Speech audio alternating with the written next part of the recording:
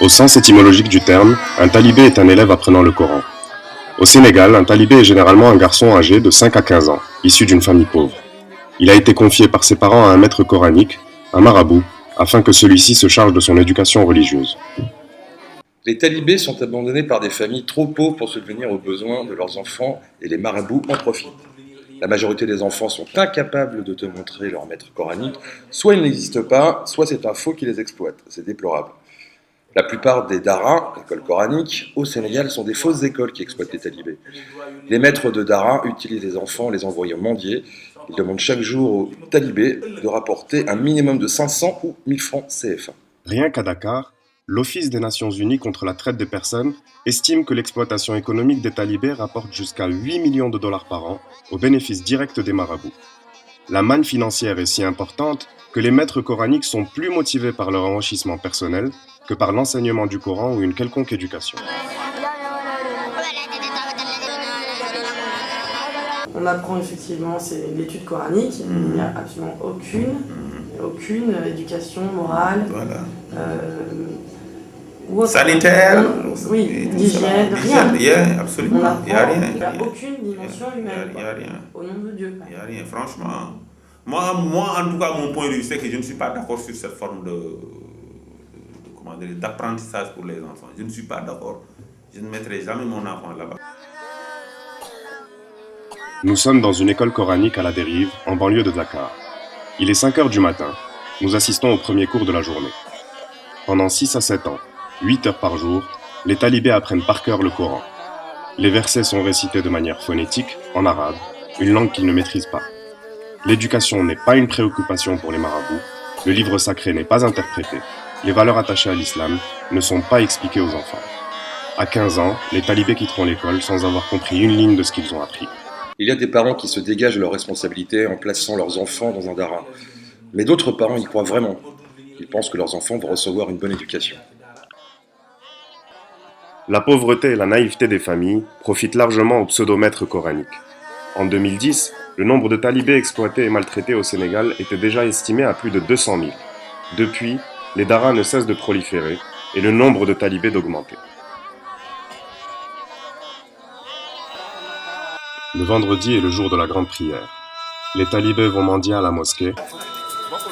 C'est un travail à plein temps. Les enfants y consacrent en moyenne 6 heures par jour. Ils sont dans la rue, sans trêve, tous les jours de la semaine, mendiant par petits groupes, les plus grands encadrant les plus jeunes.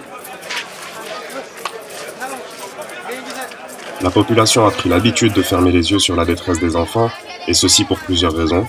Tout d'abord, la mendicité des talibés permet aux donateurs de s'acquitter de l'aumône aux pauvres, la zakat, un des 5 piliers de l'islam.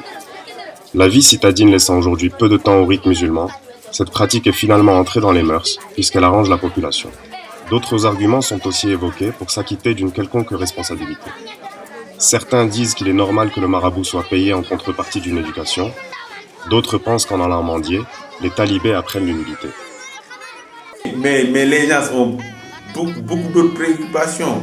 Ça, c'est la réalité aussi. Le problème économique revient toujours. Les gens qui ont des difficultés pour faire bouillir la marmite ont d'autres préoccupations que de se poser des questions.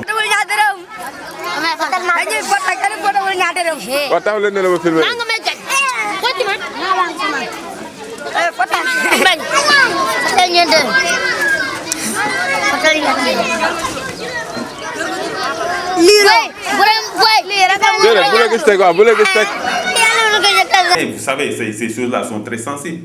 Tout ce qui concerne le dara, c'est plus ou moins culturel et religieux. Et en général, les gens font attention à cela. Que ces phénomènes-là, les gens en général ont peur d'en parler. Tout ce qui touche la religion, les gens ont peur d'en parler. C'est la réalité. Les gens ont peur peut-être d'être taxés de non-croyants parce que les gens sont en train de... Et les marabouts entre guillemets, en profitent. Les enfants ont l'habitude de comploter pour gérer l'argent qu'ils doivent ramener au marabout. Il existe une solidarité entre les petits mendiants. Ils s'arrangent et s'organisent pour redistribuer les gains ou cacher le surplus afin de compléter leurs revenus des jours suivants.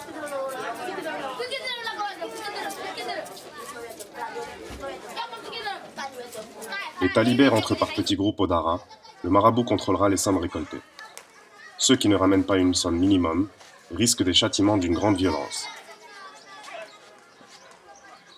Dans le pire des cas, ils sont enchaînés. Bon, les histoires dont j'ai pris connaissance, et surtout par rapport à la presse, hein, c'est presque quotidien que de voir des relations par rapport à certains marabouts qui font des sévices terribles à... Quel genre? Par exemple, il y a à Kaolack un monsieur qui a frappé jusqu'au sang, hein, vraiment. Et il paraît que c'était quotidien qu'il le faisait. Il frappait. On a montré des images, hein, du gamin qui avait tout le dos en sang. Donc ça, cette image-là m'avait vraiment choqué. Vraiment. Et rien que par rapport au fait qu'il n'amenait pas régulièrement la somme qui lui était demandée. Au niveau des sévices sexuels, vous avez entendu? Bon, dans les journaux, on en parle, c'est régulier.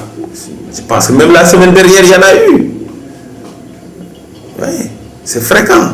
C'est fréquent. Maintenant, il n'y a pas un jour où on ne voit pas dans le journal qui procède à des actes de contre-nature avec ces jeunes-là. C'est l'heure du cours de l'après-midi. Les enfants sont en train de se faire frapper, sans raison apparente, à l'aide d'un martinet. La violence fait partie intégrante du quotidien des talibés. Comme le dit le marabout lui-même, il s'agit d'un camp militaire coranique.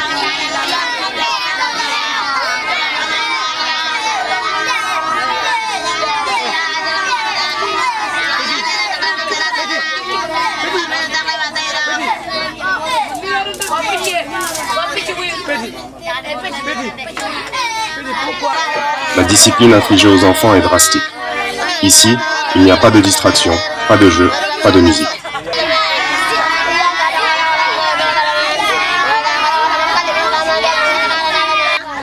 L'idée est d'en faire des hommes durs, des vrais, capables de tout endurer.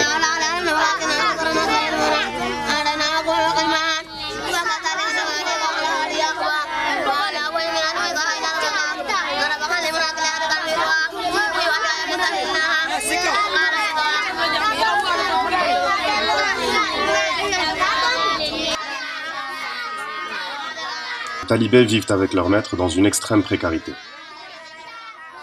L'école est insalubre, elle est installée à côté d'une décharge. Les enfants vivent au milieu des ordures. L'état des Corans nous renseigne sur ce qui se passe dans cette école. En islam, c'est un grave blasphème de déchirer le livre sacré. Les conditions de vie sont éprouvantes, les enfants n'ont pas accès à l'eau potable, il n'y a pas de sanitaire, l'hygiène y est déplorable. L'alimentation n'est pas suffisante pour satisfaire leurs besoins de croissance. Une malnutrition qui explique les nombreux problèmes de santé qu'ils rencontrent. Les talibés mendient aussi leur nourriture, mais les marabouts s'approprient tout ce dont ils peuvent tirer du bénéfice. Le moindre morceau de sucre est revendu, la moindre donation est détournée.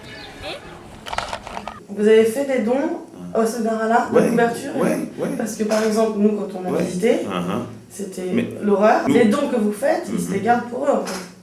Mais nous, on ne sait pas quelle est la destination de ce matériel-là. Parce qu'il n'y a pas de contrôle, en fait, après non, malheureusement. Mais en général, les marabouts, certains marabouts, entre guillemets, on ne devrait même pas les appeler comme ça, exploitent les enfants, ça c'est la réalité. Les enfants dorment entassés dans des baraquements faits de planches où les courants d'air circulent. Une pièce héberge les plus grands. Les quelques matelas et couvertures sont dans un état déplorable. Les plus jeunes dorment dans une pièce plus petite et sont allongés à même des parpaings en béton, dans l'indifférence générale. Les gens ne cherchent pas à comprendre ce qui se passe. Ça, je vous l'avoue. Hein. Ils n'ont pas la curiosité. Voilà. Ils veulent pas savoir. Parce que vous me l'apprenez. Vous m'apprenez que ces gens-là poussent sur des parpaings. Mais t'en as deux. Je vous le jure. Les talibés restent transparents pour une majeure partie de la population.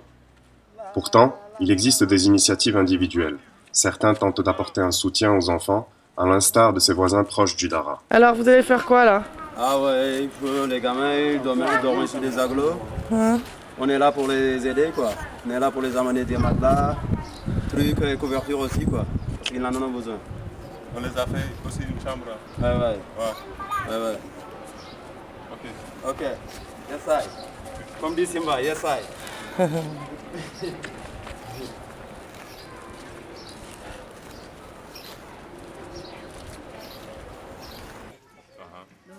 Ça fait 20 ans que je suis là pour soutenir ces enfants. Je leur prépare à manger, du thé, j'ai de l'affection pour eux. Ils n'ont pas de mère, moi je suis comme la maman de tous ces enfants. Il est très difficile de lutter contre les faux daras. La plupart des écoles en ville sont des fausses. Personne ne s'occupe des enfants, il n'y a aucune éducation, ce ne sont pas des vrais marabouts. On n'y enseigne pas les bonnes valeurs morales de l'islam. Les bons daras sont à l'intérieur du pays. Les enfants non seulement reçoivent une éducation religieuse, mais ils reçoivent une éducation en général. On s'occupe d'eux, ils mangent à leur faim, ils sont suivis médicalement, leurs habits sont changés régulièrement, et on leur apprend les vraies valeurs de la vie, le vrai sens de la vie, et en sortant de là, ils peuvent vivre normalement, avoir un métier.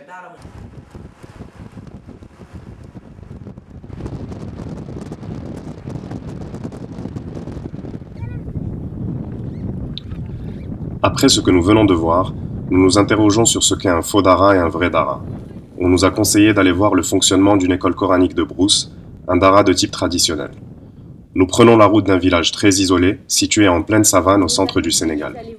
Ici, les enfants ne sont pas victimes de maltraitance, c'est l'exemple type de l'enseignement islamique traditionnel. Tous les daras ne sont pas des lieux d'exploitation, loin de là, certains demeurent tout à fait respectueux des droits des enfants.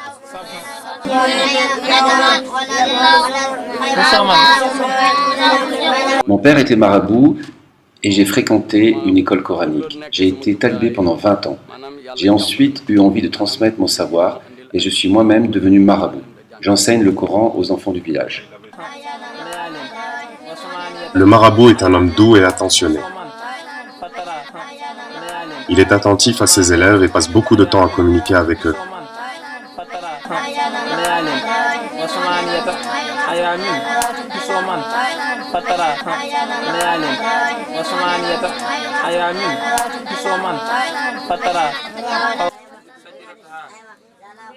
L'enseignement est malgré tout poussé, mais la pédagogie est différente. Le sens des versets et les véritables valeurs du Coran sont expliqués aux talibés. Mes enfants sont à l'école coranique du village. C'est une obligation morale et culturelle pour un musulman de confier ses enfants au marabout. Ils apprennent à lire, écrire, réciter des versets du Coran pour la prière et ils y reçoivent une bonne éducation. Ils mangent et dorment là-bas. La maison est à 500 mètres et nous pouvons les voir chaque jour. Les enfants sont bien traités par le marabout. Entre les cours, les talibés s'amusent ou alors ils travaillent au champ pour récolter leur nourriture. Ici, on ne leur demande pas de contribution financière. On se nourrit grâce aux récoltes des champs où les talibés vont travailler. Les familles peuvent et viennent régulièrement rendre visite aux enfants et apportent souvent de la nourriture. Une école coranique traditionnelle fonctionne sur un système d'autosuffisance. En contrepartie d'un enseignement, le marabout envoie ses élèves cultiver son champ. Il récolte du coton, du mil ou des arachides suivant la saison. Aujourd'hui, il s'agit d'arachides. La récolte n'est pas évidente car le sol est très sec. Les gens quittent les zones rurales pour venir vivre au Sénégal, à Dakar, particulièrement dans notre zone. Donc c'est normal, là où l'argent circule, mais ça attire. C'est là où les gens vont donner plus de monde que dans les zones rurales où il y a des problèmes. Les conditions de vie difficiles en milieu rural, les familles nombreuses, la pauvreté, la sécheresse ou l'insécurité alimentaire ont provoqué un fort exode rural et accentué l'installation des écoles coraniques en milieu urbain. Le modèle de l'autosuffisance alimentaire ne peut pas être appliqué en ville puisqu'il n'y a tout simplement pas de culture. Les marabouts se sont adaptés au mode de vie citadin et ont commencé à envoyer les enfants mendier. Il existe des écoles coraniques où les marabouts exploitent et maltraitent les enfants. Les talibés sont obligés de mendier et se font battre s'ils ne ramènent pas 500 CFA par jour. Les talibés n'osent pas rentrer à l'école coranique s'ils n'ont pas la somme. Ils ont peur des violences et se retrouvent à voler ou à agresser les gens juste pour amener ce qu'exigent les marabouts. Dans beaucoup d'écoles coraniques, il est fréquent que les marabouts exploitent les enfants pour leur propre compte. Beaucoup sont battus, voire mutilés. Même si c'est une obligation morale et culturelle pour un musulman de confier ses enfants à un marabout, une bonne mère ne devrait pas envoyer son enfant dans ce type d'école coranique. Ce n'est pas normal. Le problème des talibés qui mendient en ville est complexe. Pour en comprendre les raisons, il faut prendre en compte des aspects historiques, sociaux et culturels. Socialement, envoyer un de ces garçons en école coranique est considéré comme une bonne chose. Certains marabouts véreux en profitent. Aussi, il est important de savoir que l'école est payante et pour bien des parents pauvres, il s'agit ainsi de donner une éducation gratuite à son enfant. Ils ne devinent pas quel sort sera réservé à leur progéniture.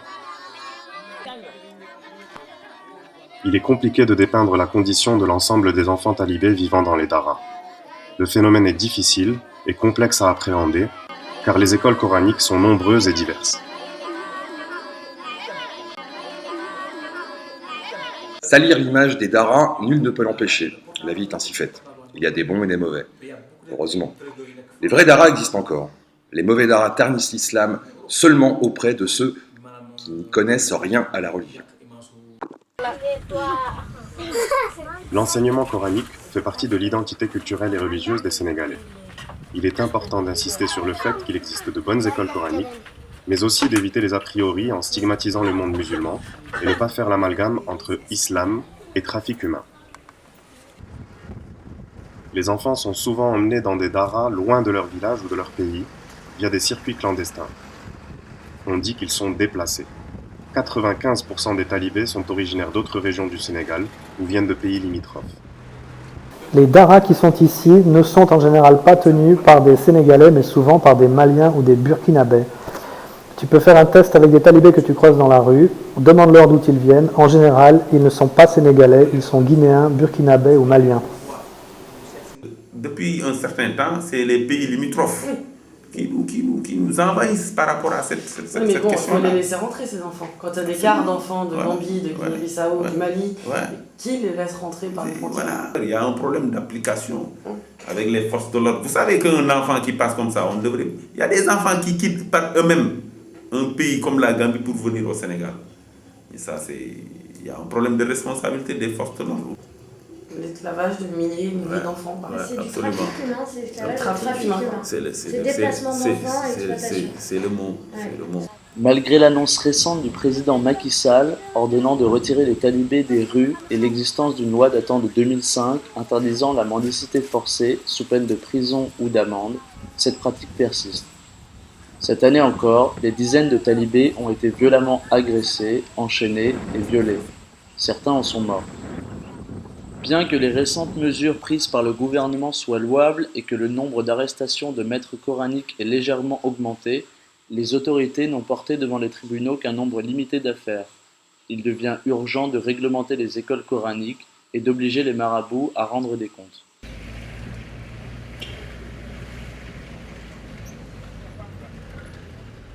De retour à Dakar, nous trouvons un autre dara. Il est pire que le premier où nous avions filmé. Le baraquement dans lequel les talibés vivent est un assemblage de morceaux de carton attachés par des bouts de ficelle. Les conditions d'hygiène sont déplorables.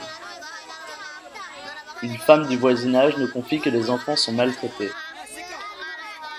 Elle affirme que le marabout, qui habite dans une maison en ville, vient rarement, sauf pour chercher son argent. Elle dit aussi que l'enseignement coranique dans cette école est très sommaire. Le maître coranique est pourtant présent ce jour-là.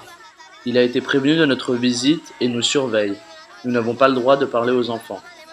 La plupart attendent d'avoir 15 ans pour quitter le dara. Certains économisent de l'argent en cachette dans l'espoir de pouvoir un jour réintégrer leur famille. 25% veulent devenir marabouts eux-mêmes plus tard. À leurs yeux, être maître coranique et s'installer à son compte représente à la fois une ambition concrétisable et le meilleur moyen d'améliorer ses conditions de vie.